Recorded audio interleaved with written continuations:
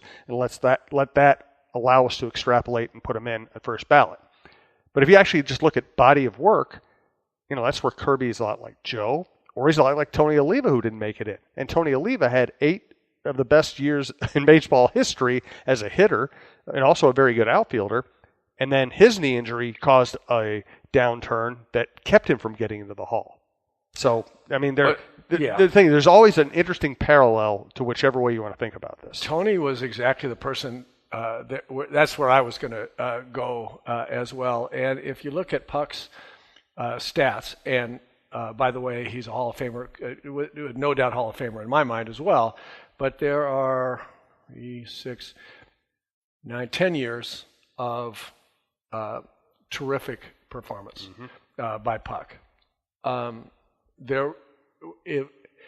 And he's in the Hall, and Tony is not.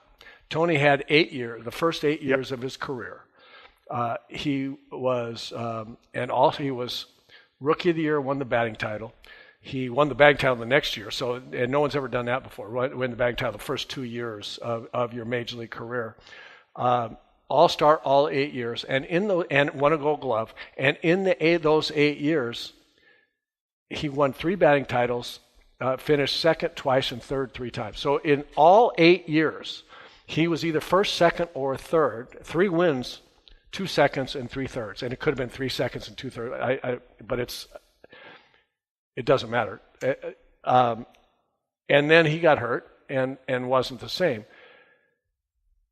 There wasn't a better outfielder in the game than Tony Oliva for 8 straight years, and those numbers, in and of themselves, make him a Hall of Fame player. I don't think that you should be, if you get to 8 years or more of that kind of dominance, I don't think an injury should derail your entrance into the Hall of Fame any more than the guy playing the last 4 years of his career and getting, going from 2,600 hits to 3,000 hits, because he got 100 hits a year the last 4 years, puts him in. And I'm not referring to anybody. I don't have anybody in mind. I'm just making the point that a lot of these numbers are whatever the opposite of a war of attrition is. It's just a war of persistence. And a lot of it as DH, kinds of things. So I think that Puck should be in. I think that Tony should be in, and I think that Joe Mauer should absolutely be in. Let's talk some postseason baseball. I do want to thank Tony Hoagland, your State Farm agent in Champlin, Hoaglund. He handles my insurance. He can handle yours as well. Hey, Minnesota sports fans. This is your local State Farm agent, Tony Hoagland. I need you all to ask yourselves this question. If you're in an at-fault car accident and you are sued for $700,000, how much of that $700,000 will my current insurance company pay? If you are unsure or can't answer all $700,000, you need to give us a call. State Farm has been number 1 in car insurance since World War II and number 1 in homeowners insurance since 1964. For a no-obligation review of your current policies, call us at 763-421-4900 or check out our website at www.champlininsurance.com. What intrigues you about this postseason? The players and the teams.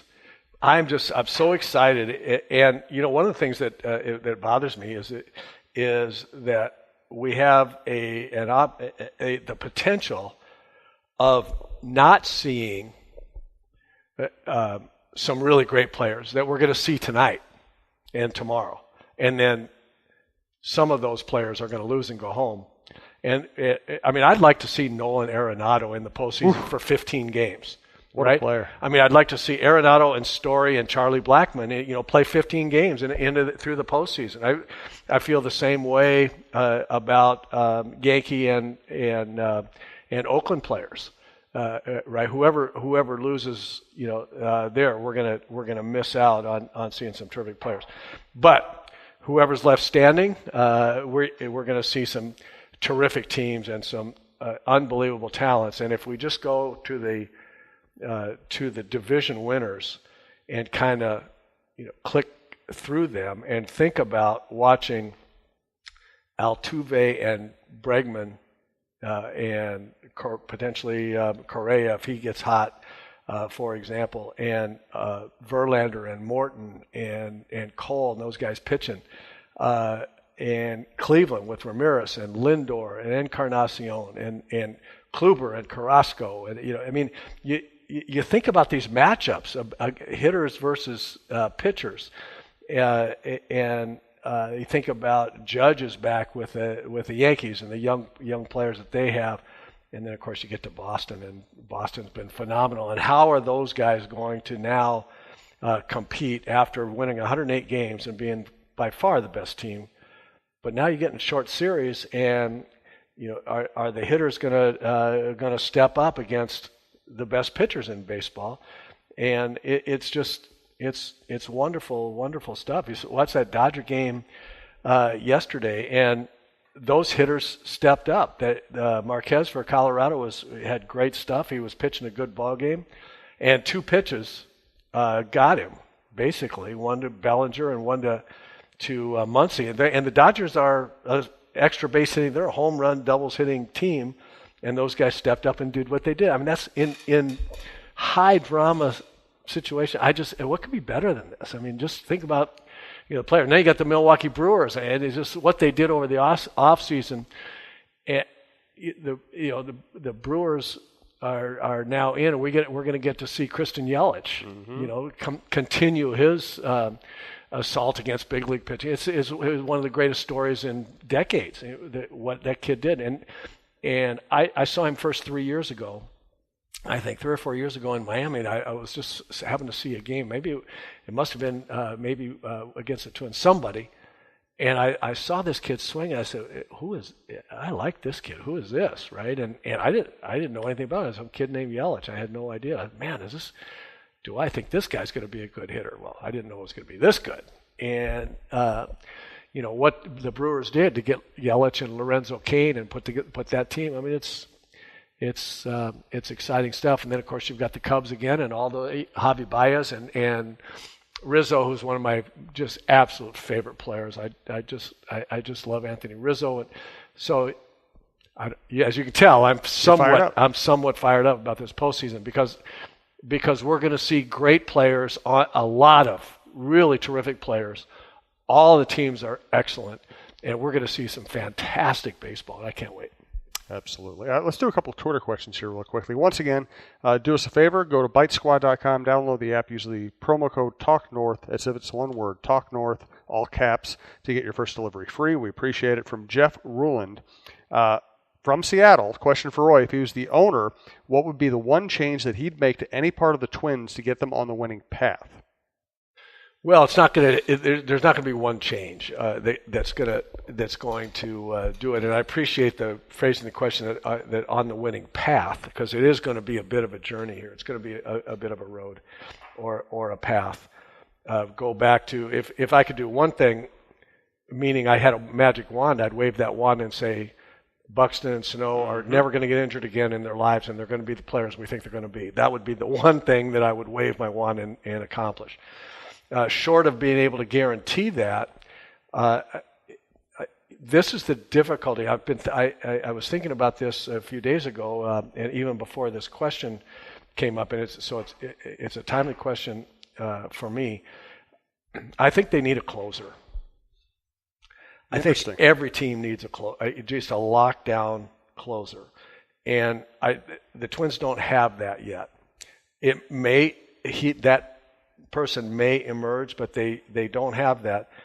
I believe if they went out and spent some money and got a lockdown closer, it would make them immediately better because it would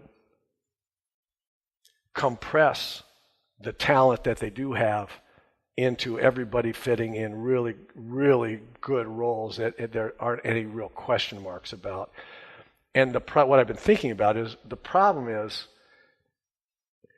do you spend the kind of money it's going to take to get a closer who is almost now by definition of the people that are involved going to be older, 30 or more, and risk injury and a one strain or tear of the UCL, and you'll be asking me the same question again this time next year. What do you have to do to get back on the winning path? But if I had to say one thing, as I look around the field, it's you have to take into account how you're going to spend the money the most wisely. So could they sign Manny Machado? Okay, let him play short, move Polanco to second base, and then you've got all these young kids coming, Royce Lewis and D. Gordon, all these guys that that's not spending the money wisely. Probably it'd be really fun. Mm-hmm. It would make your team immediately better, but I'm just not sure that that's the position where you do that. And so now the other thing that I might take a shot on is a big right-handed hitting DH like a Nelson Cruz or somebody, depending on how much money he costs, to get a big middle of the order right-handed bat in front or behind Sano and Rosario, and make yourself a little bit more legitimate offensively that way. Because I don't think you can go out and get a first baseman now. Maybe if you could, that would be one. If Joe retires and you can get a big bat at first base, I might look there too. So those would be my two. I think they need a big right-handed bat somewhere, and they need a closer. Obviously, you can always get more starting pitching, and all those kinds of things, and maybe somebody will fall in their lap. But he's forcing me to say one thing. It's going to be one A and B, closer and or big bat, right-handed bat. Well, this is going to scare you, but I agree with you. Those are the two things I think are most. Oh, is that right? I think they're going to have enough starting pitching. Let me reconsider. Yeah, I know. Yeah, that just blew up your whole worldview. And here's the thing. 2016, high expectations for the Twins, coming off a good season with young players, and Glenn Perkins' combination of blowing some saves early and then getting hurt. It was like the season was over within 2 weeks. Right. This year, Fernando Rodney, who ended up being a pretty good closer he was overall, very good for the Twins. Yep. Got off to a terrible start and helped bury the team. They never really fully recovered. It's amazing how statisticians have tried to downplay the importance of closers, but when you're dealing with human beings and you're dealing with actual real world consequences of not doing the job well, it's a vital position. When you think about the number of games that separates a contender from a decent season, right? The Twins blew 13 saves in 2016. Yep. At the beginning of the year to June. 13. So pick a number. If you take a decent closer is going to 10. A decent closer is going to save 10 of the 9 or 10 of 13, even 9, which is below the level for most decent closers. But even 9, you do a 9-game flip there, and by the All-Star break, the Twins are in a totally different situation. And they actually were in every ball game that they, by virtue of the fact they blew 13 saves. I mean, they were in so many of the ball games that they lost. I mean, that 13-game swing. What happens if the closer saves all 13 of those games and doesn't blow a save until later on in the season?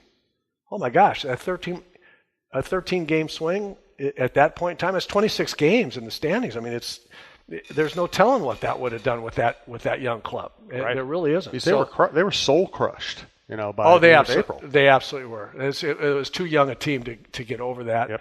And too many games that they were behind. You can't come back. That's my point. You can't make up when a good season is, let's say, 85 wins, and you win 9 of those 13, and you've got 94 wins. I mean, you can't. You might be able to fight your way back to 500, maybe if you blow 13 saves in the first 3 months of the season, but you can't.